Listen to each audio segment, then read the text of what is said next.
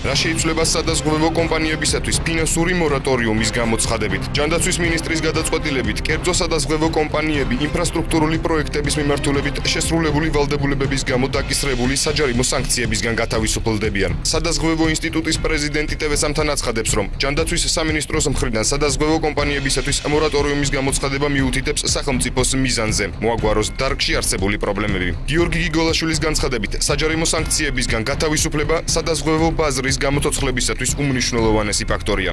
კიდევ დაამძიმო ეს რამდენიმე ასეული ათასი თუ მილიონი ლარით სადაზღვევო კომპანია უფრო გაართულებს ეს პრობლემის გადაწყვეტას, ვიდრე წინ წაწევს აი ამ საკითხს და ეს იყო ალბათ სახელმწიფოს პოზიცია, როდესაც აქ მესამე ნაწილს ვიტყვი, რომ არავითარი ლაპარაკი იმაზე არა, ამის ხარჯზე ბიუჯეტი შეივსოს სადაზღვევო კომპანიებიდან ჯარიმით ამოღებული თანხებით და თუკი პრობლემას წაადგება, ხოლმე მივესალმები, რომ იყოს მართლა აი ეს ამნისტიაც არ დავარქვათ, მაგრამ ფინანსური ჯარიმების სანქციები არ იყოს მართლმად გამოყენებული. ჯანდაცვის სამინისტრო სადაზღვევო კომპანიების საჯარიმო სანქციებისგან გათავისუფლებას 1 სექტემბრიდან გეგმავს.